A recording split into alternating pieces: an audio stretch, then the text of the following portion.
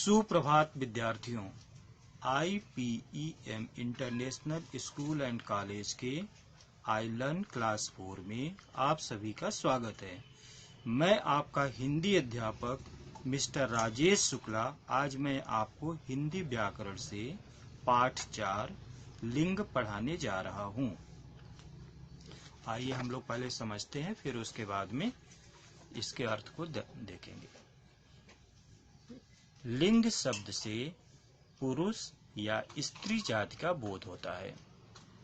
खंड क। आइए हम लोग देखते हैं इसमें। पिताजी कंप्यूटर पर काम कर रहे हैं। नौकर झाड़ू लगा रहा है। अध्यापक कक्षा में पढ़ा रहे हैं। खंड ख में माताजी सब्जी काट रही हैं। नौकरानी कपड़े धो रही है। अध्यापिका बच्चों से बातें कर रही हैं। अब ऊपर के चित्र में आपने देखा कि पिताजी कंप्यूटर पे काम कर रहे हैं और नीचे है माताजी सब्जी काट रहे हैं। यहाँ पे नौकर झाड़ू लगा रहा है, यहाँ पे नौकरानी कपड़े धो रही है, यहाँ पे अध्यापक पढ़ा रहे हैं, यहाँ पे अध्यापिका बच्चों से बातें कर रही हैं। खंड क में दिए गए वाक्यों को पढ़कर तुम्हें यह पता चल गया होगा कि पिताजी, नौकर और अध्यापक पुरुष जाति के हैं और खंड ख में दिए गए वाक्यों में माताजी, नौकरानी तथा अध्यापिका स्त्री जाति के हैं। यानी कि पिताजी, नौकर और अध्यापक ये पुरुष जाति का बोध करा रहे हैं, तो इसलिए ये पुरुष जाति के हैं। और जो खंड ख में शब्द है माताजी, नौकरानी तथा अध्यापिका ये स्त्री जाति के हैं, तो इसलिए स्त्री जाति का बोध करा रहे हैं। आइए हम लोग अब इसकी परिभाषा को समझते हैं। शब्द का जो रूप स्त्री जाति अथवा पुरुष जाति का बोध कराता है वह लिंग कहलाता है। यानी जिन शब्दों को सुन करके आपको समझ में आए कि ये स्त्री जाति का बोध करा रहा है अथवा पुरुष जाति का बोध करा रहा है, तो उन शब्दों से हमें पता चलता है कि ये लिंग है। तो उनसे हमको लिंग का पता चलता है कि ये पुल्लिंग है कि स्त्रीलिंग है, किस लिंग का है। लिंग के भेद अब हम लोग इसमें समझते हैं। लिंग के दो भेद होते हैं। पहला आपका है पुल्लिंग और दूसरा है स्त्रीलिंग।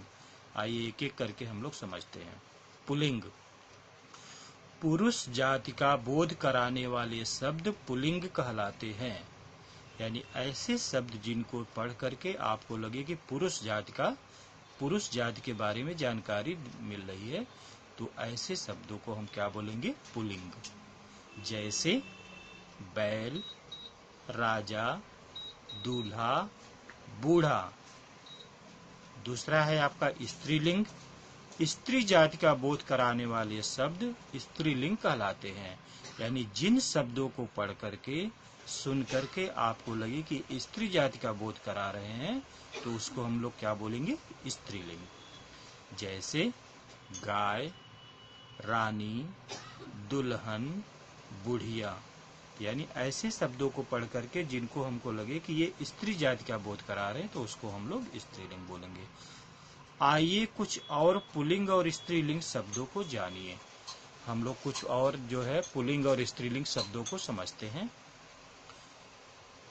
वर का स्त्रीलिंग वधू, चाचा का स्त्रीलिंग चाची, पुत्र का स्त्रीलिंग पुत्री।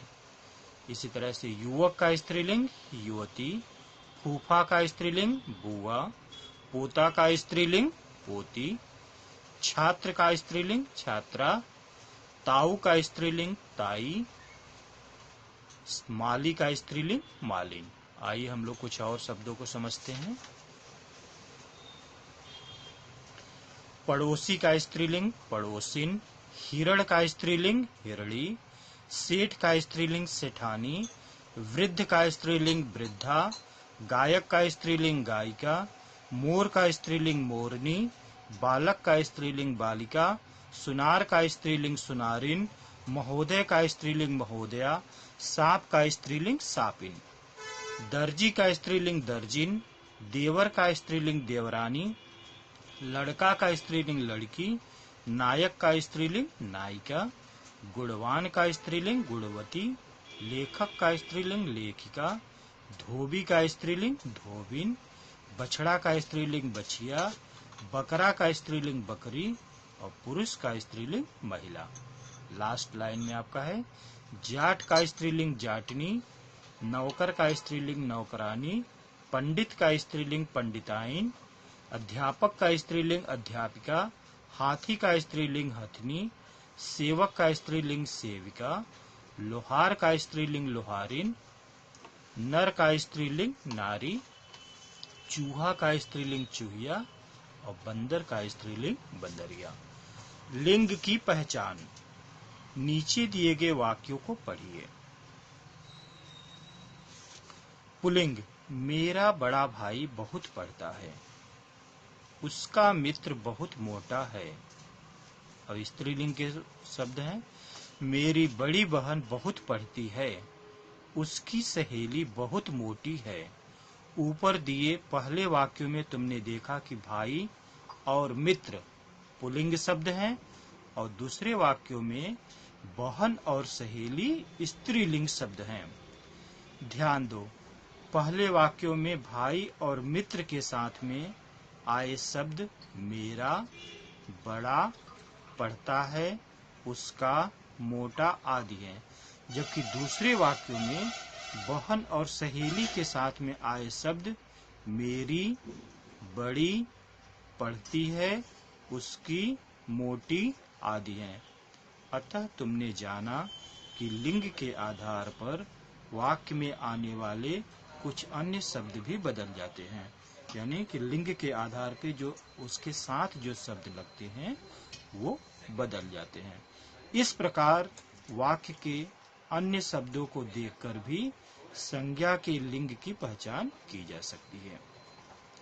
आइए हम लोग कुछ और शब्दों को समझते हैं। अब यह स्पष्ट है कि लड़का, पुरुष, नर आदि से जुड़ने वाले सभी शब्द पुल्लिंग हैं और लड़की, स्त्री, नारी आदि से जोड़ने वाले सभी शब्द स्त्रीलिंग शब्द हैं। ध्यान रहे कि निर्जीव वस्तुओं और विचारों वाले शब्दों में हम स्त्री पुरुष का भेद नहीं कर पाते, इसलिए वाक्य में उनका क्रिया रूप में देखकर ही उनके लिंग को पहचाना जा सकता है। यानी कि निर्जीव वस्तुओं को हम ऐसे नहीं समझ पाते हैं, लेकिन वाक्य में उनकी क्रिया के आधार पे हम उनके लिंग को पहचानते हैं। आइए कुछ पुल्लिंग तथा स्त्रीलिंग शब्दों को जानते हैं। पेड़, पुल्लिंग शब्द पहले है पेड़, फूल, सूरज, कपड़ा, कमरा, पर्दा, आलू, चाकू, जादू, फोन, अखबार, दरवाजा। स्त्रीलिंग शब्द आपके हैं कमीज, मेज, चादर, सड़क, खिड़की, गाड़ी, घड़ी, पुस्तक, कुर्सी, हवा, कहानी, दवाई। इन प्रश्नों के उत्तर मौखिक रूप में दीजिए। तो जो प्रश्न इसमें है इसका उत्तर आपको देना है। लिंग की परिभाषा बताइए। तो लिंग की परिभाषा आपका पीछे पेज नंबर 23 पर है, जो सबसे ऊपर हरे रंग में लिखा हुआ है। शब्द का जो रूप स्त्री जाति अथवा पुरुष जाति का बोध कराता है वह लिंग कहलाता है। तो ये पहले प्रश्न का उत्तर हो गया आपका। दूसरा प्रश्न है लिंग के भेदों की जानकारी उदाहरण सहित दीजिए। तो अभी आपने पढ़ा कि लिंग दो होते हैं, पुल्लिंग और स्त्रीलिंग। इनके कुछ उदाहरण आपको देने हैं।